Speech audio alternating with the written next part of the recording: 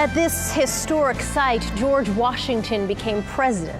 At the time, U.S. territories extended west only to the Mississippi River. There was no Middle America.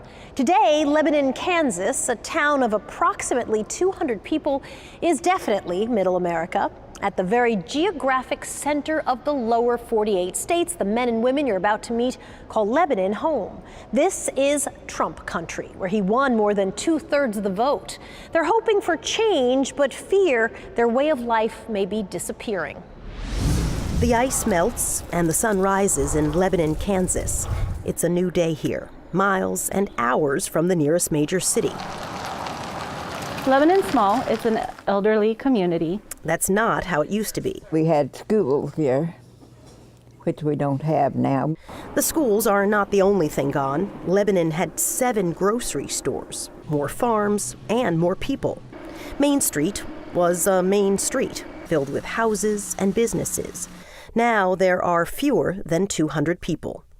Gladys Kennedy will be 100 next month. She's watched her city disappear. There was a doctor and a hospital at one time, and so there were more people farming then. We continue to be overregulated and restricted in what we can do, so it affects jobs and life in general. Rick Chapin has lived here his whole life. He's the mayor and volunteer firefighter. We need to make it a place that people want to come to and live and raise their children. Denise Markham is the city librarian. She came to Lebanon after living in Denver. My folks had retired back here. I enjoyed the calm and peace that I found here. She likes life here for her young family, but knows something needs to change. We need some younger people. Even as the librarian, the library is struggling right now because we don't have, even as we sit here, we are open and nobody's coming in. I wonder what will happen. Lebanon is too important to vanish. The city is the exact geographic center of the continental United States. 81% of Smith County, where Lebanon sits, voted for Trump.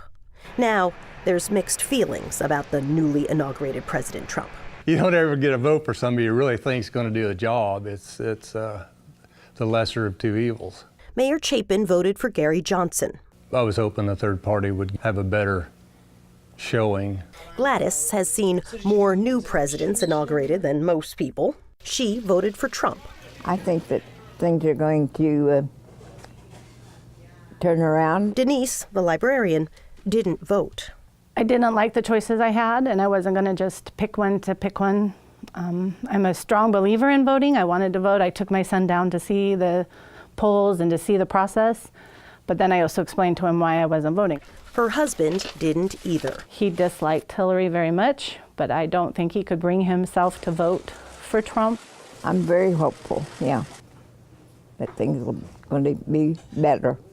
For many here, it's not a lack of hope. I believe that he was going to do his best. You got to be realistic, In the center of the United States, that's the way they think. And we'll just keep wondering why nothing gets done. Everybody expects something, but I like to think about what I can do for my community and not depend on my government